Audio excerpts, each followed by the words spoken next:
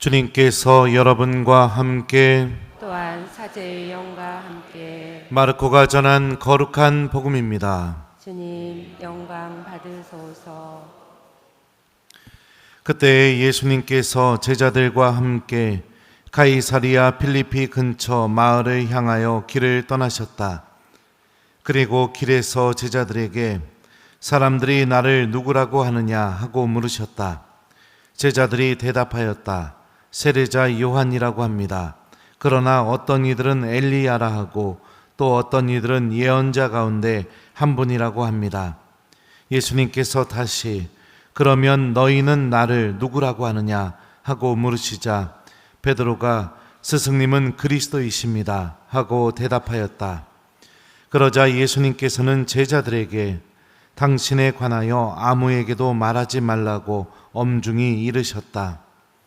예수님께서는 그 뒤에 사람의 아들이 반드시 많은 고난을 겪으시고 원로들과 수석 사제들과 율법학자들에게 배척을 받아 죽임을 당하셨다가 사흘 만에 다시 살아나셔야 한다는 것을 제자들에게 가르치기 시작하셨다. 예수님께서는 이 말씀을 명백히 하셨다. 그러자 베드로가 예수님을 꼭 붙들고 반박하기 시작하였다. 그러나 예수님께서는 돌아서서 제자들을 보신 다음 베드로에게 사탄아, 내게서 물러가라. 너는 하느님의 일은 생각하지 않고 사람의 일만 생각하는구나 하며 꾸짖으셨다. 예수님께서 제자들과 함께 군중을 가까이 부르시고 그들에게 말씀하셨다. 누구든지 내 뒤를 따르려면 자신을 버리고 제 십자가를 지고 나를 따라야 한다. 정녕 자기 목숨을 구하려는 사람은 목숨을 잃을 것이고 나와 복음 때문에 목숨을 잃는 사람은 목숨을 구할 것이다. 주님의 말씀입니다. 그리스도님 찬미합니다. 오소서 성령님, 너는 하느님의 일은 생각하지 않고 사람의 일만 생각하는구나. 안녕하세요. 우리는 모두 베드로처럼 예수님을 그리스도로 믿고 있습니까? 정말 믿어요? 네, 그 믿음 때문에 지금 여기 앉아있죠. 안 그랬으면 영화관 가고 놀러 가고 막 그러겠죠. 저는 그 믿음 때문에 제 인생을 바쳤습니다. 그게 아니었으면 벌써 예전에 장가 갔습니다. 벌써 예전에. 예수님이 당신이 누구냐고 물어보니 베드로가 스승님은 그리스도이십니다 라고 고백해요. 이 그리스도라는 말은 히브리 말 메시아라는 말과 똑같은 말이에요. 뜻은 기름 부음 받은 이지만 이게 예수님 시대 때는 구세주, 구원자 이런 의미로 쓰였습니다. 그러니까 예수님은 구원자이시다 라고 고백하는 겁니다. 그런데 너무나 신기한 점이 뭐냐면 예수님을 구세주, 구원자, 나를 구원해 주실 분, 나를 생명으로 인도해 주실 분, 나를 죽음에서 하느님 나라로, 나를 죄에서 하느님 나라로 끄집어내서 나를 살려주실 분으로 고백한 베드로가 놀라운 반응을 보여요. 그게 뭐냐? 예수님이 십자가 순환과 죽음과 부활을 통해 구원을 완성하실 것이라고 예고하니까 이런 반응을 보입니다. 그러자 베드로가 예수님을 꼭 붙들고 반박하기 시작하였다. 이 우리나라 성경은 표현이 아주 완곡하게 의역이 되어 있어요. 그리스어 성경을 직역하면 이렇게 번역이 돼요. 그러자 그는 그분을 한쪽으로 데리고 가서 그분을 몹시 비난하기 시작하였다. 몹시 야단치기 시작하였다. 꾸짖기 시작하였다. 이렇게 번역이 됩니다. 정말 싫었던 거예요. 그죠? 근데 너무 신기한 게 뭐냐면은 여러분들, 예수님을 메시아, 구세주로 알고 있으면서 예수님을 따라가기가 싫은 겁니다. 그것도 그냥 싫은 게 아니라 몹시 싫은 거예요. 그냥 죽도록 싫은 거예요. 왜 이런 일이 벌어질까요? 그 이유에 대해서 예수님이 베드로에게 이렇게 말씀하십니다. 사탄아, 내게서 물러가라. 너는 하느님의 일은 생각하지 않고 사람의 일만 생각하는구나. 바로 이것 때문입니다. 예수님이 구원자라는 거 알고 있어요. 근데 그분이 원하는 길 하고 싶지 않아요. 하느님 나라가 있다는 것도 알고 있어요. 그런데 하느님 나라를 준비하는 걸 하고 싶지 않아요. 왜 그러느냐? 내 마음속에 하느님의 일보다 사람의 일, 내가 욕심 부리는 일, 그게 더 중요하니까. 그러니까 미사로 오는 발걸음도 멈춰집니다. 당연히 일상의 삶 안에서 기도 완전히 사라졌죠. 이런 신앙인 엄청 많습니다. 자기 일만 생각하는 거예요. 자기 일. 근데 하느님 버리면서까지 내가 선택하는 그 일이 나를 구원으로 인도해 주는 힘을 갖고 있습니까? 내가 기도가 사라지게 만들어버리는 그 일이 나를 구원시켜 주냐고요. 사랑하는 교우 여러분들, 우리는 다른 사람들하고 같은 사람들이 아니에요. 왜요? 우리 신앙인입니다. 하느님 믿고 있는 사람입니다. 일반 사람들하고 같은 사람들이 아니라는 겁니다. 머리로는 다 알고 있는데 하기가 싫어요. 머리로는 내가 뭐든지 명쾌하게 다 알고 있는데 그거 하기가 싫어요. 이게 어디서 나오는 마음이라고 주님이 말씀하실까요? 사탄아, 악에서 나오는 마음이죠. 많은 신앙인들이 예수님 메시아 구세주로 알고 있습니다. 근데 꿈쩍도 하지 않습니다. 꿈쩍도 하지 않아요. 이미 젊은이들은 베드로처럼 예수님 구원자라는 거 알고 있으면서 예수님께로 오지 않습니다. 따라오지 않아요. 언제 나올까요? 성당? 신부님이 술 사준다고 하면 그때 나와요. 또 언제 나올까요? MT 간다고 하면 그때 나와요. 안타까운 현실이죠. 그리고 물어봐요. 왜 성당 안 오냐고. 신부님 주말에 할 일이 얼마나 많은데 바빠요. 저도 쉬어야죠. 저도 제 삶을 살아야죠. 이렇게 얘기합니다. 마치 신앙이 나를 방해하는 것처럼. 이미 아이들은 부모로부터 하느님 버리는 법을 이미 배우고 있습니다. 이미. 성당 가지 마. 성당 가지 마. 기도하는 부모가 도대체 몇 명이나 있을까요? 몇 명이나 있을까요? 자녀들 데리고. 뭐를 배우고 있겠습니까? 십자가로 향하지 않고 하느님께로 향하지 않고 머리로는 알고 있는데 꿈쩍도 하지 않고 바뀌지 않고 변화되지 않고. 착각하지 마십시오. 여러분을 지배하는 힘은 하느님이 아니라 바로 악마의 힘, 사탄의 힘입니다. 주님의 말씀에 근거해서 말씀드리는 겁니다. 많은 분들이 알다시피 저는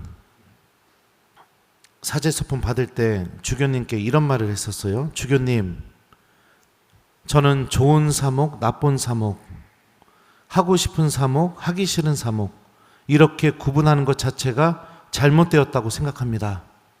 주교님께서 보내시는 곳이 제가 하느님을 만날 수 있는 곳이라고 생각합니다. 이 대답과 함께 사제 삶을 시작했습니다. 근데 사제로 살면서 시간이 지나면서 이 말을 지키기가 너무너무 힘들어지는 순간들이 다가오더라고요. 사람에 대한 욕심, 제가 개인적으로 하고 싶은 것들에 대한 욕심, 그리고 세상 것들이 저에게 주는 유혹들, 또 그것을 따라가고 싶은 욕심, 그런 것들이 제 마음 안에 커지면 커질수록 가기 싫은 곳, 하기 싫은 곳, 하기 싫은 일, 스스로 이렇게 마음 안에서 구분해 놓고 주저하고 따라가기 싫어하는 그런 마음이 생겨나게 되더라고요. 저는 제가 주교님한테 서품 받으면서 이 말을 한 게 틀리지 않았다고 생각합니다. 어디를 보내시던 그곳이 제가 하느님을 만날 곳이죠. 어떤 일을 시키시던 그 일을 통해서 제가 하느님을 만날 일이죠. 근데 제 안에 제가 하고 싶은 것들, 제 욕심이 가득 차게 되니까 그게 하기 싫어지는 거예요. 더 돋보이는 일들, 더 좋은 환경에서 사목할 수 있는 곳, 그런 것만 제 마음 안에 들어오게 되는 거죠. 이것도 분명히 저도 베드로처럼 하나님의 일은 생각하지 않고 사람의 일만 생각하는 악의 유혹 안에 놓여 있기 때문에 이런 일들이 생기게 되는 거죠. 사랑하는 우리 교우 여러분들, 하느님은 절대로 실수하는 분이 아니십니다. 우리에게 무엇인가를 요구했다면 그것은 나의 구원을 위한 일인 겁니다. 그리고 그것을 선택하기가 너무나 어렵고 힘들다면 내가 그만큼 하느님의 구원에서 멀리 떨어져 있는 사람이라는 것을 의미합니다. 여러분들 영혼의 현실을 좀 바라보세요. 내가 이렇게 살다가 하느님 만나면 어떤 일이 벌어지게 될지 심각하게 생각해 보시라는 얘기입니다. 하느님은 시집도 안 간 처녀인 성모님에게 예수님을 잉태할 것을 요구했습니다. 말이 안 되죠. 그 젊은 나이에 하고 싶었던 게 얼마나 많았겠습니까? 이루고 싶었던 게 얼마나 많았겠어요. 그리고 그 하나님의 요구에 성모님이 응답하게 되게 되면 현실적으로 피해보고 손해보고 사람들의 구설수에 오르는 그 어마무시한 게 얼마나 컸겠습니까? 그래도 성모님은 그 하느님의 뜻에 순명하게 됩니다. 그리고 하느님께서는 그 성모님의 순명을 통해서 우리 모두를 살리는 예수님의 십자가 구원을 완성하셨죠. 이 성모님의 모습을 통해서 성경은 우리에게 한 가지 분명한 진리를 알려줍니다. 하느님은 절대로 실수하지 않으신다.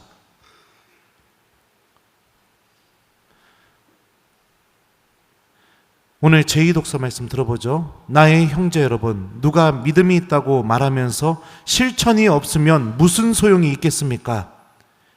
그러한 믿음이 사람을 구원할 수 있겠습니까? 이와 같이 믿음의 실천이 없으면 그러한 믿음은 죽은 것입니다. 나에게 실천 없는 그대의 믿음을 보여주십시오. 나는 실천으로 나의 믿음을 보여주겠습니다. 참된 믿음은 실천이 동반되고 있다. 살아있는 믿음은 반드시 실천하게 되어 있고 움직이게 되어 있다. 라고 야고보 사도가 말하죠. 여러분들의 믿음에는 실천이 있습니까? 여러분들의 믿음이 여러분들을 구원할 힘을 갖고 있습니까? 아니면 베드로처럼 입으로는 그리스도라고 고백할 수 있지만 결정적인 순간이 닥칠 때마다 못 갑니다 주님, 할 수 없습니다 주님, 저 바쁩니다 주님, 의미 없습니다 주님, 이러면서 그 어떤 실천도 내 안에서 일어나지 않으면서 그러면서 살아가고 있는 믿음은 아닙니까? 자꾸만 하느님을 선택하지 못하게 만드는 것, 자꾸만 하느님보다 소중하게 여겨지는 것, 자꾸만 하느님을 외면하게 만들고 그분을 버리게 만드는 그것, 사탄은 그것을 아주 잘 이용합니다. 그리고 그것은 여러분들, 내가 하느님께서 예수님의 십자가 죽음과 부활을 통해서 마련해 주신 구원과 너무나 가치 없게 바꿔버리게 만듭니다. 성모님의 믿음을 본받았으면 좋겠습니다. 하느님의 뜻 때문에 자신의 삶 전체가 흔들리게 되는 현실 앞에서도 모든 것을 주님께 맡기고 그분을 따라갔던 그 성모님의 믿음을 우리가 본받았으면 좋겠어요. 바뀌어야 됩니다. 변화되어야 됩니다. 여러분들, 언제까지 입으로는 그리스도라고 고백하면서 꿈쩍도 하지 않고 하나님을 버리는 데 익숙하고 외면한 데 익숙한 채로 그렇게 살아가려고 하십니까? 바뀌어야 됩니다. 복음 때문에 내가 움직여져야 되고 하느님에 대한 믿음 때문에 내 삶 안에서 기도하는 시간이 생기기 시작해야 되고, 하느님과 함께하는 시간 때문에 내 삶 안에서 아무리 값지고 그곳이 화려하고 나에게 기쁨을 준다 하더라도 멈추고 하느님을 바라보고 이곳으로 올 수 있는 용기가 있어야 됩니다. 이게 신앙인이죠. 신앙인, 믿음을 갖고 있는 사람. 많은 핑계들을 댑니다. 많은 핑계들을. 근데 내가 내 입으로 쏟아내고 있는 핑계들을 한번 생각해 보십시오. 그 내용이 나를 구원할 수 있는 합당한 명분이 됩니까? 악에서 나오는 핑계들이죠. 악에서 나오는 핑계들. 하느님은 절대로 실수하는 분이 아니시죠. 오늘 일독서 말씀 들어보죠. 오늘 일독서에 나오는 고난받는 주님의 종이 이렇게 고백을 합니다. 하느님 때문에 고통을 받게 되니까 다음과 같이 고백하죠. 그러나 주 하느님께서 나를 도와주시니 나는 수치를 당하지 않는다. 나를 의롭다 하시는 분께서 가까이 계시는데 누가 나에게 대적하려는가? 보라, 주 하느님께서 나를 도와주시는데 누가 나를 단죄하는 자 누구인가? 공통된 고백이 뭡니까? 하느님이 나와 함께 계시고 나를 도와주고 계시다는 것을 체험하고 있다고 고백하고 있어요. 주님 때문에 내가 고통받고 있다면, 하느님을 선택하는 것 때문에 손해보고 있다면, 하느님과 함께하는 그 시간을 내가 얻기 위해 무엇인가 소중한 것을 내가 포기하고 있다면, 하느님께서는 우리에게 무엇을 체험시켜 주시느냐? 내가 너와 함께 있다. 그리고 내가 너를 구원으로 인도하고 있다. 영적인 체험, 우리 믿음이 성장하고 절대로 하느님을 놓지 못하게 만드는 영적인 살아있는 체험, 그 체험을 하느님이 우리에게 주시겠다고 일독서를 통해서 말씀하고 계시죠. 자, 어떤 것을 선택하시겠습니까? 입으로만 그리스도라고 고백하고 계속해서 예수님 버리고 외면하고 내 욕심만 챙기고 사람의 일만 중요한 그런 믿음 1번.